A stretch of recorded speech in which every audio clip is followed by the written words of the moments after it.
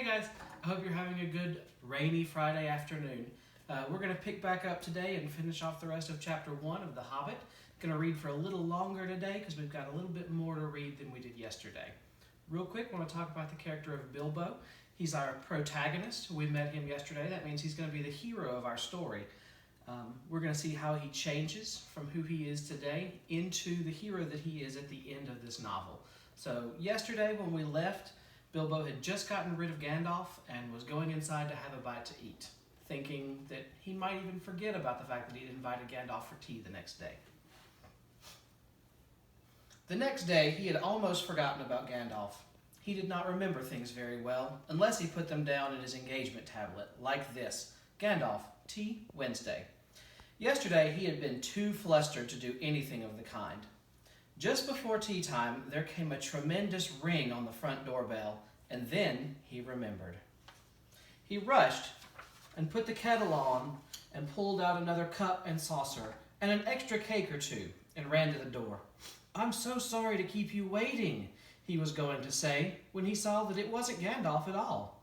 It was a dwarf with a blue beard tucked into a golden belt and very bright eyes under his dark green hood. As soon as the door was open, he pushed inside, just as if he'd been expected.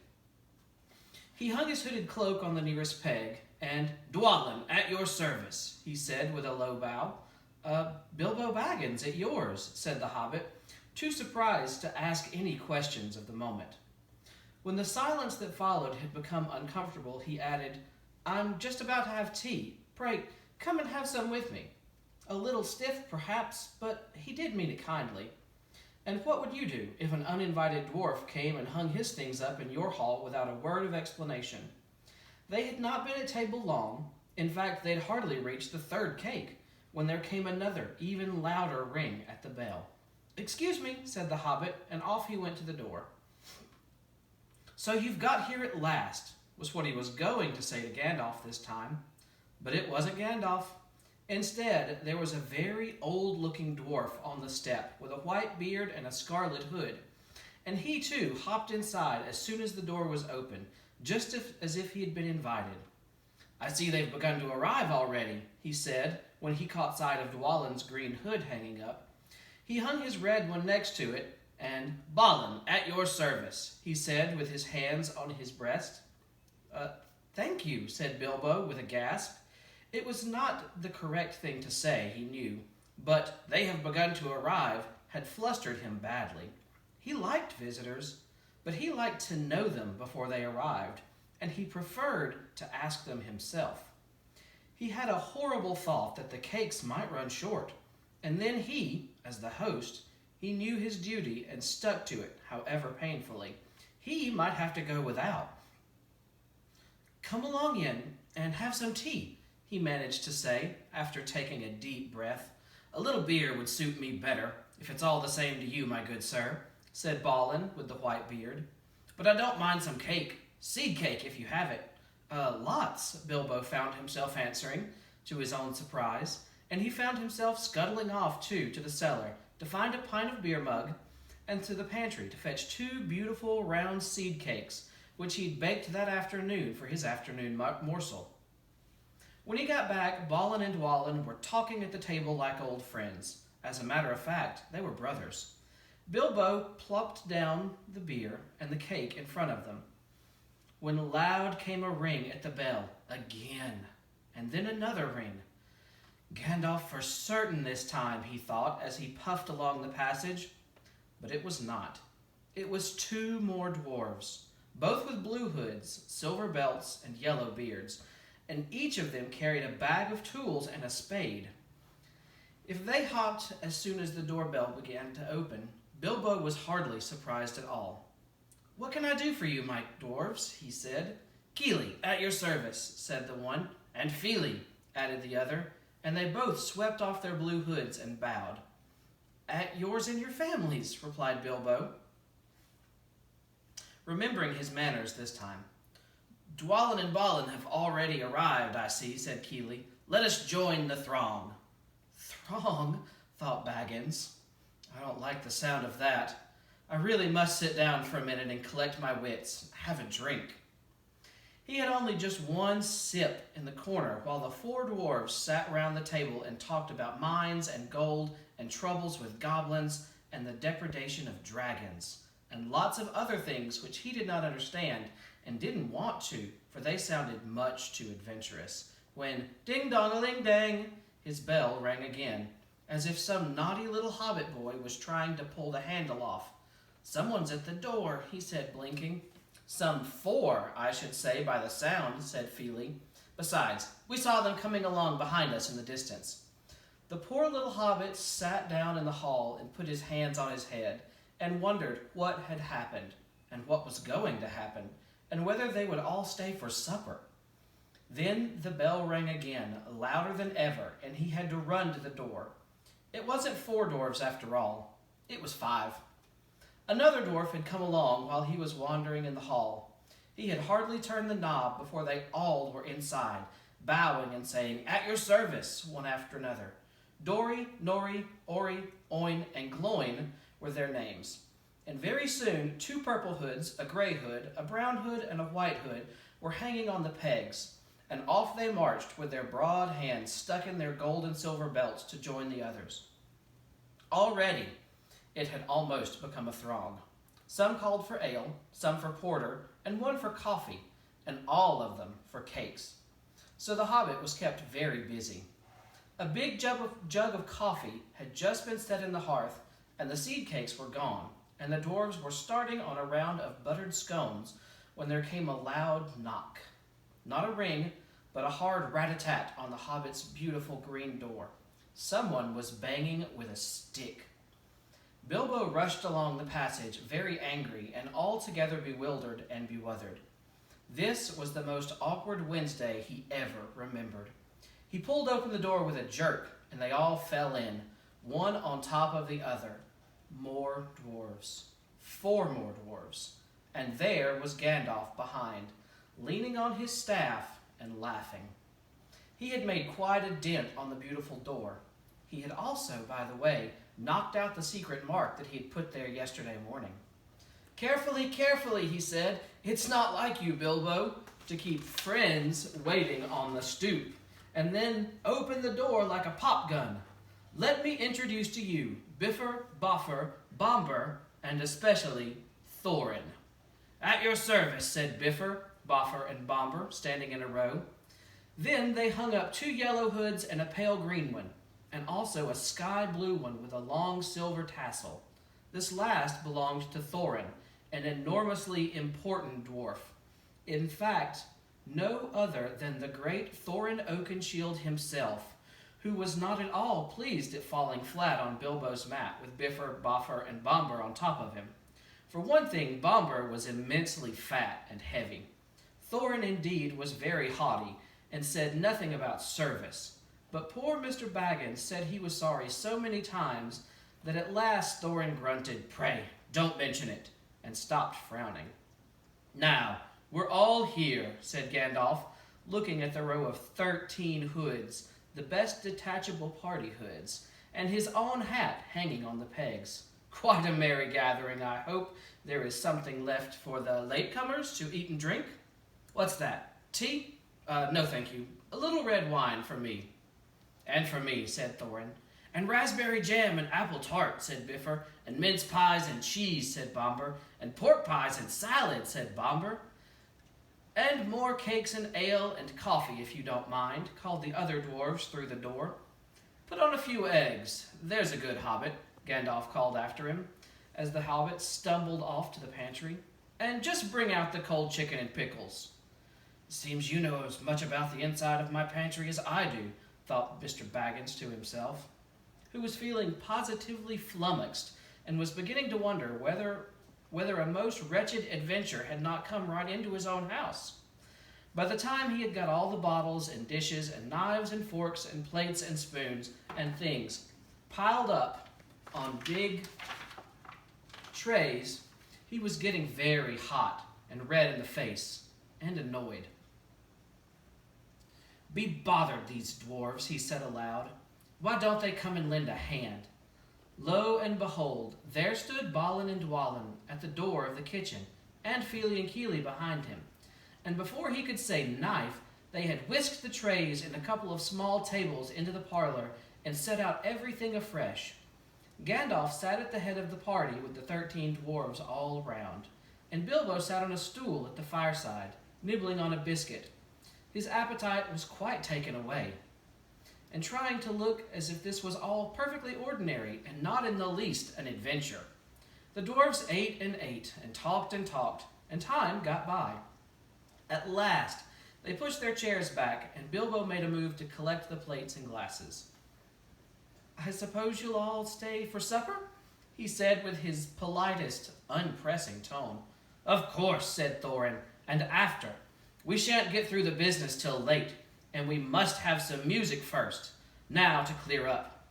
Whereupon the 12 dwarves, not Thorin, for he was too important, and Gandalf stayed talking, jumped to their feet and made tall piles of all the things. Off they went, not waiting for trays, balancing columns of plates, each with a bottle on top, with one hand, while the hobbit ran after them, almost squeaking with fright. "Please, be careful. Please, don't trouble. I can manage." But the dwarves only started to sing. Chip the glasses and crack the plates, blunt the knives and bend the forks. That's what Bilbo Baggins hates. Smash the bottles and burn the corks. Cut the cloth and tread on the fat. Pour the milk on the pantry floor. Leave the bones on the bedroom mat. Splash the wine on every door. Dump the crocks in a boiling bowl. Pound them up with a thumping pole. And when you've finished, if any are whole, send them down the hall to roll. That's what Bilbo Baggins hates. So carefully, with the plates. And of course, they did none of those dreadful things, and everything was cleaned and put away safe as quick as lightning. While the hobbit was turning round and round in the middle of the kitchen, trying to see what they were doing, then they went back and found Thorin with his feet on the fender, smoking a pipe. He was blowing the most enormous smoke rings, and whenever he told one to go, it went, up the chimney, behind the clock, on the table, or round and round the ceiling. But wherever it went was not quick enough to escape Gandalf. Pop! He sent a smaller smoke ring from his short clay pipe through each one of Thorin's. Then Gandalf's smoke ring would go green and come back to hover over his head. He had quite a cloud of them about him already, and in the dim light made him look strange and sorcerous. Bilbo stood stock still and watched. He loved smoke rings. And then he blushed to think how proud he had been yesterday morning of the smoke rings that he had sent up on the wind over the hill. "Now for some music," said Thorin. "Bring out the instruments." Keely and Feely rushed for their bags and brought back fiddles. Dori, Nori, and Ori brought out flutes from somewhere inside their coats. Bomber produced a drum from the hall. Biffer and Boffer went out too, and came back with clarinets that they had left among the walking sticks. Dwalin and Balin said, "Excuse me, I left mine on the porch." "Just bring mine in with you," said Thorin. They came back with viols as big as themselves, and with Thorin's harp wrapped in a green cloth. It was a beautiful golden harp, and when Thorin struck it, the music began all at once, so sudden and sweet that Bilbo forgot everything else, and was swept away into dark lands under strange moons, far over the water, and very far from his hobbit hole under the hill. The dark came into the room from the little window that opened in the side of the hill. The firelight flickered, it was April, and still they played on, while the shadow of Gandalf's beard waggled against the wall. The dark filled all the room, and the fire died down. The shadows were lost, and still they played on. And suddenly, first one and then another began to sing as they played, deep-throated singing of the dwarves in the deep places of their ancient homes. And this is like a fragment of their song, if it can be like their song without their music.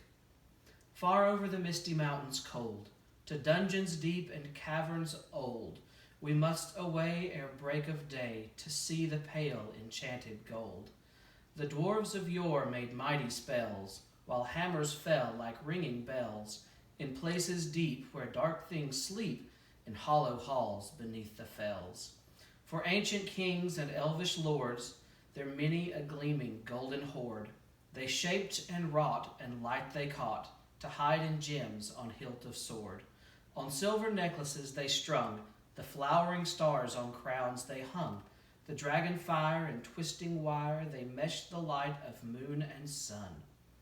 Far over the misty mountains cold, to dungeons deep and caverns old, we must away ere break of day, to claim our long-forgotten gold. Goblets they carved there for themselves, and harps of gold where no man delves. They lay there long, and many a song was sung unheard by men or elves. The pines were roaring on the height, the winds were moaning in the night. The fire was red, it flaming spread, the trees like torches blazed with light. The bells were ringing in the dale, and men looked up with faces pale. The dragon's ire, more fierce than fire, laid low their towers and houses frail. The mountains smote beneath the moon, the dwarves they heard the tramp of doom. They fell their hall to dying fall, beneath his feet, beneath the moon. Far over the misty mountains grim, to dungeons deep and caverns dim, we must away ere break of day, to win our harps and gold from him. As they sang, the hobbit felt the love of beautiful things made by hands and by cunning and by magic moving through him. A fierce, jealous love, the desire of the hearts of dwarves. Then something tookish woke up inside of him, and he wished to go and see the great mountains, and hear the pine trees and the waterfalls, and explore the caves, and wear a sword instead of a walking stick. He looked out the window. The stars were out in the dark sky above the trees. He thought of the jewels of the dwarves shining in dark caverns. Suddenly, in the woods beyond the water, a flame leapt up, probably somebody lighting a wood fire. But he thought of plundering dragons settling on his quiet hill and kindling it all to flames. He shuddered, and very quickly he was plain old Mr. Baggins of Bag End under hill again. He got up trembling. He had less than half a mind to fetch the lamp, and more than half a mind to pretend to go out and hide behind the beer barrels in the cellar, and not come out again until all the dwarves had just gone away. Suddenly, he found that the music and the singing had stopped, and they were all looking at him with eyes shining in the dark. "Where are you going?" said Thorin, in a tone that seemed to show that he guessed both halves of what the hobbit was thinking. "What about a little light?" said Bilbo apologetically. "We like the dark," said the dwarves. "Dark for dark business. There are many hours before dawn." "Of course," said Bilbo, and sat down in a hurry. He missed the stool and sat on the fender, knocking over the poker and shovel with a crash. "Hush," said Gandalf. "Let Thorin speak." And this is how Thorin began. "Gandalf, dwarves, and Mr. Baggins, we are met together in the house of our friend and fellow conspirator, this most excellent and audacious hobbit. May the hair on his toes never fall out. All praise to his wine and ale." He paused for breath and for a polite remark from the hobbit, but the compliments were quite lost on poor Bilbo, who was wagging his mouth in protest at being called audacious, or worst of all, a fellow conspirator. Though no noise came out, he was so flummoxed, so Thorin just went on. "We are met to discuss our plans, our ways, means, policy, and devices. We shall soon, before the break of day, start on our long journey, a journey of which some of us, or perhaps all of us, except our friend and counselor, the ingenious wizard Gandalf, may never return. It's a solemn moment. Our object is, I take it, well known to us all.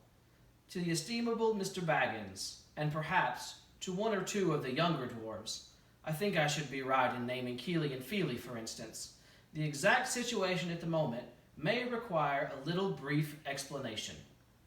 This was Thorin's style. He was an important dwarf.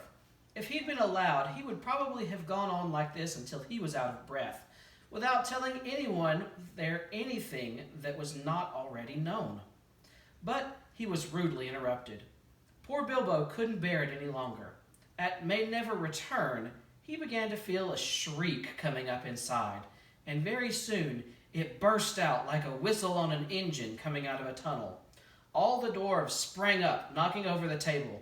Gandalf struck a blue light on the end of his magic staff, and in its firework glare the poor little hobbit could be seen kneeling on the hearthrug, shaking like a jelly that was melting.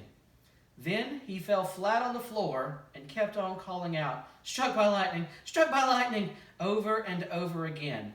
And that was all they could get out of him for a long time. So they took him and laid him out on the way on the drawing room sofa with a drink in his elbow, and they went back to their dark business. "Excitable fellow," said Gandalf as they sat down. "Gets funny, strange fits. But he is one of the best, as fierce as a dragon in a pinch." If you've never seen a dragon in a pinch, you will realize that this was only poetic exaggeration applied to any hobbit. Even to old Took's great-granduncle, Bullroarer, who was so huge, at least for a hobbit, that he could ride a horse. He charged the ranks of the goblins at Mount Graham in the Battle of the Green Fields and knocked their king's head clean off with a wooden club. It sailed 100 yards through the air and went down a rabbit hole. And in this way, the battle was won, and the game of golf was invented at the same moment. In the meanwhile, however, Bullroarer's gentle descendant was reviving in the drawing room. After a while and a drink, he crept nervously to the door of the parlor. This is what he heard. Gloin speaking. "Humph!" or some snort, more or less. "Will he do? Do you think? It's all very well for Gandalf to talk about this hobbit being fierce, but one shriek like that in a moment of excitement would be enough to wake the dragon and all his relatives and kill the lot of us." I think it sounded more like fright than excitement. In fact, if it had not been for the sign on the door, I should have been sure we had come to the wrong house.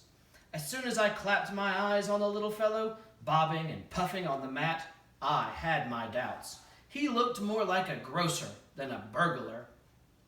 Then Mr. Baggins turned the handle and went in. The Took side had won.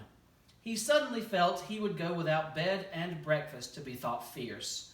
As for little fellow bobbing on the mat, it almost made him fiercely angry.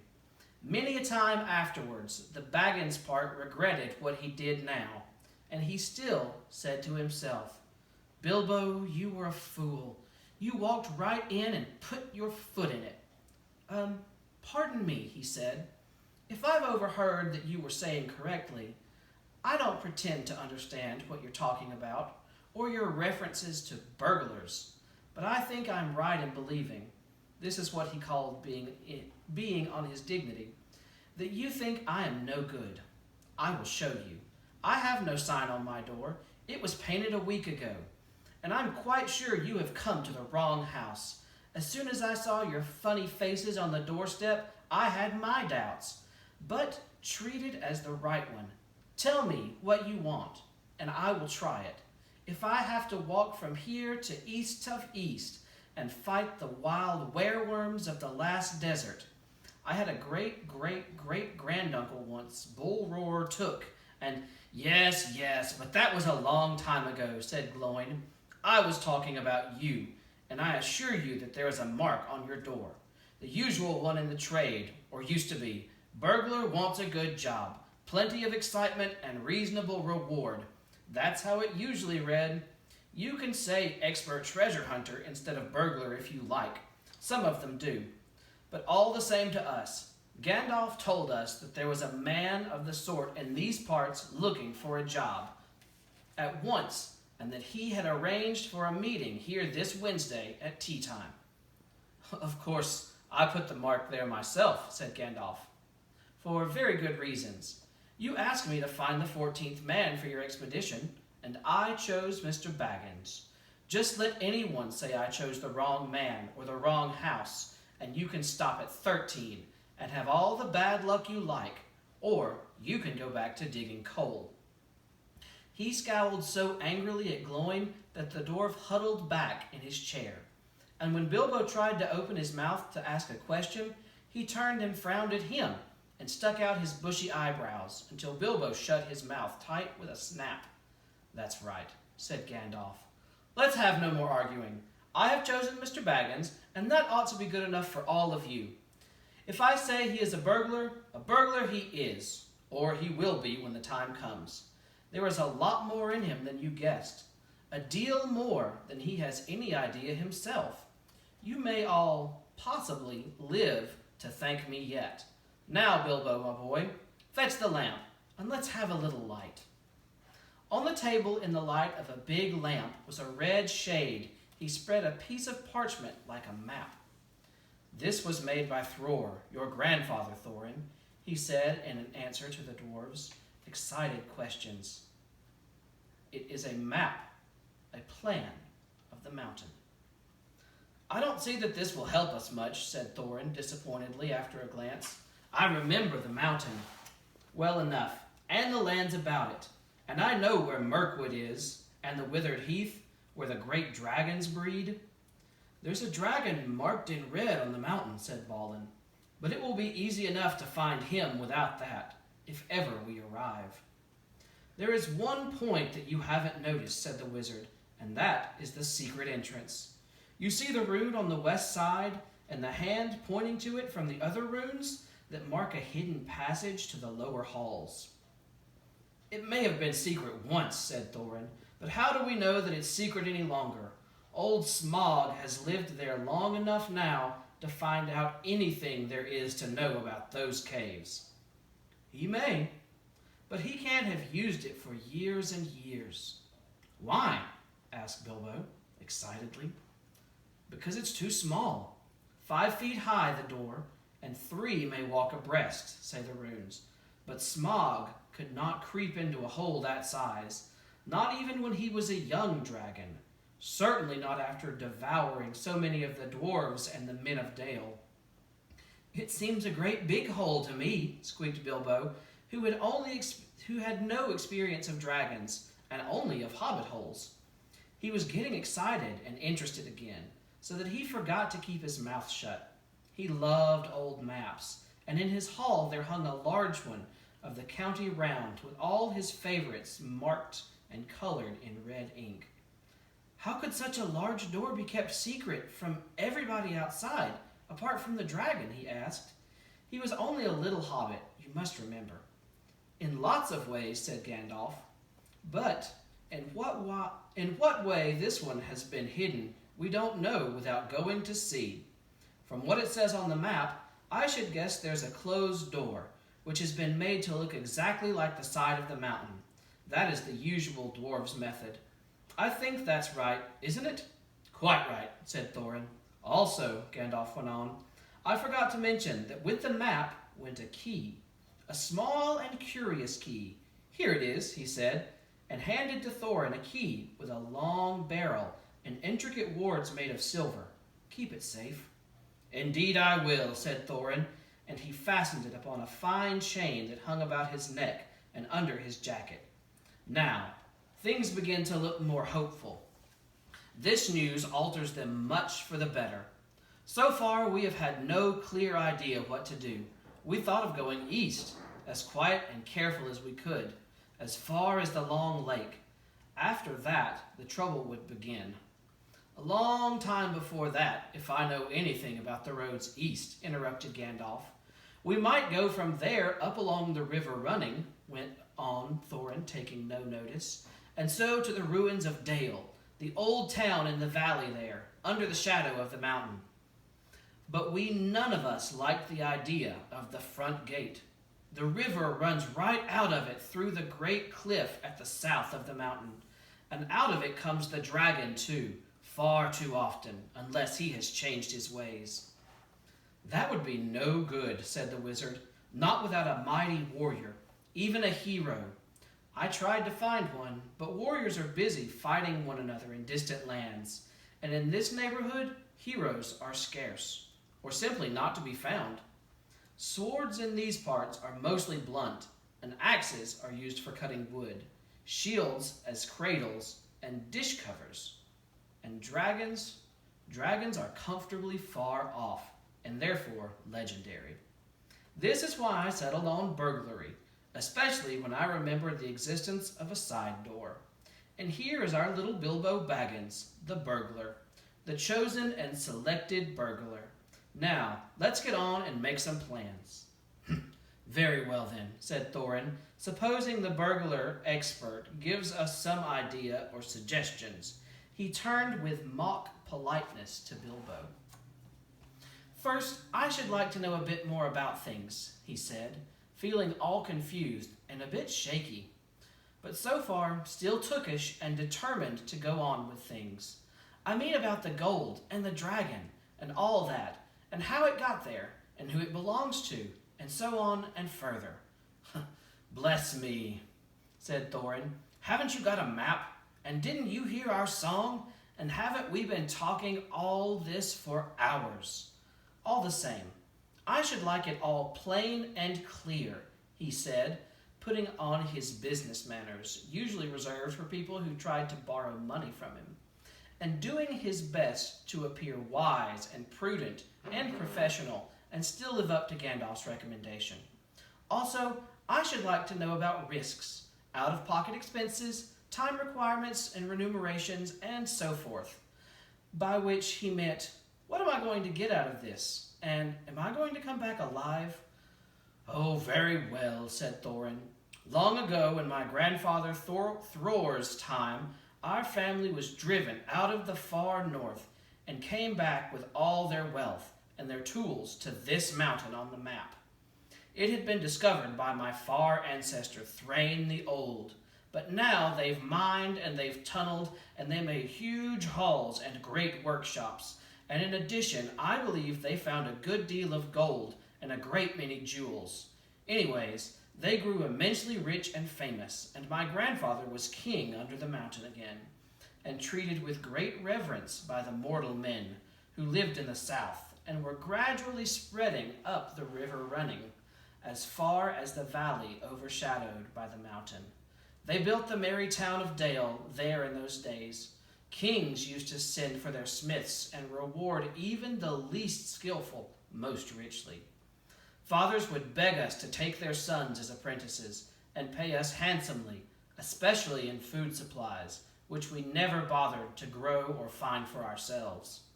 Altogether, those were good days for us, and the poorest of us had money to spend and to lend, and leisure to make beautiful things just for the fun of it, not to speak of the most marvelous and magical toys, the likes of which is not to be found in the world nowadays. So my grandfather's halls became full of armor and jewels and carvings and cups, and the toy market of Dale was the wonder of the north. Undoubtedly, that was what brought the dragon. Dragons steal gold and jewels, you know, from men and elves and dwarves, wherever they can find them, and they guard their plunder as long as they live, which is practically forever unless they are killed, and never enjoy a brass ring of it. Indeed, they hardly know a good bit of work from a bad, though they usually have a good notion of the current market value, and they can't make a thing for themselves, not even mend a little loose scale on their armor.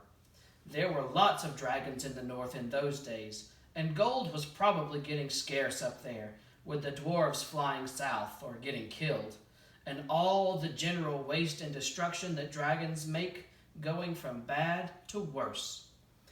There was a most specially greedy, strong, and wicked worm called Smog. One day he flew up into the air and came south. The first we heard of it was a noise like a hurricane coming from the north, and the pine trees on the mountain creaked and cracked in the wind. Some of the dwarves who happened to be outside, I was one luckily, a fine adventurous lad in those days, always wandering about, and it saved my life that day. Well, from a good way off we saw the dragon settle on our mountain in a spout of flame. Then he came down the slopes, and when he reached the woods, they all went up in fire. By that time, all the bells were ringing in Dale, and the warriors were arming. The dwarves rushed out of their great gate, but there was the dragon waiting for them. None escaped that way. The river rushed up in steam, and a fog fell on Dale. And in the fog, the dragon came on them and destroyed most of the warriors. The usual unhappy story. It was only too common in those days. Then we went back and crept in through the front gate and routed out all the halls and lanes and tunnels, alleys, cellars, mansions, and passages. After that, there were no dwarves left alive inside, and he took all their wealth for himself. Probably, for that is the way of dragons, he has piled it all up in a great heap far inside and sleeps on it like a bed. Later, he used to crawl out of the great gate and come by night to Dale and carry away people, especially maidens, to eat, until Dale was ruined and all the people dead or gone. What goes on there now, I don't know for certain, but I don't suppose anyone lived nearer to the mountain than the far edge of the long lake nowadays. The few of us that were well outside sat and wept in hiding and cursed Smog, and there we were unexpectedly joined by my father and my grandfather with singed beards. They looked very grim, but they said very little. When I asked how they had gotten away, they told me to hold my tongue and said that one day, in the proper time, I would know.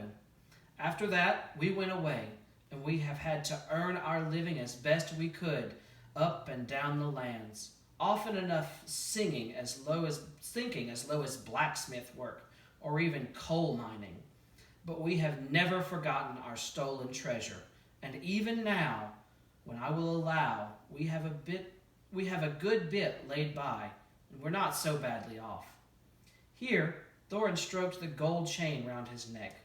We still mean to get it back, and to bring our curses home to Smog, if we can. I have often wondered about my father's and my grandfather's escape. I see now they must have had a private side door, which only they knew about, but apparently they made a map.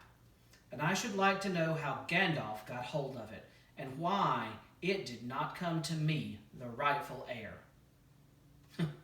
I did not get a hold of it. I was given it, said the wizard. Your grandfather Thror was killed, you remember, in the mines of Moria by Azog the goblin. Curse his name. Yes, said Thorin. And Thrain, your father, went away on the 21st of April, 100 years ago last Thursday, and has never been seen by you since. True, said Thorin. Well, your father gave this to me to give to you, and if I have chosen my own time and my way for handing it over, you can hardly blame me, considering the trouble I had to find you. Your father could not remember his own name when he gave me the paper, and he never told me yours. So on the whole, I think I ought to be praised and thanked. Here it is, he said, handing the map to Thorin. I don't understand, said Thorin, and Bilbo felt he would have liked to say the same thing. The explanation didn't seem to explain anything. Your grandfather, said the wizard slowly and grimly, gave the map to his son for safety before he went to the mines of Moria. Your father went away to try his luck with the map after your grandfather was killed, and lots of adventures of most unpleasant sort he had. But he never got near the mountain. How he got there, I don't know, but I found him a prisoner in the dungeons of the necromancer. Whatever were you doing there? Asked Thorin with a shudder, and all the dwarves shivered. Never you mind. I was finding things out as usual, and a nasty, dangerous business it was. Even I, Gandalf, only just escaped. I tried to save your father, but it was too late. He was witless and wandering and had forgotten almost everything except the map and the key. We may have long ago paid the goblins of Moria, said Thorin.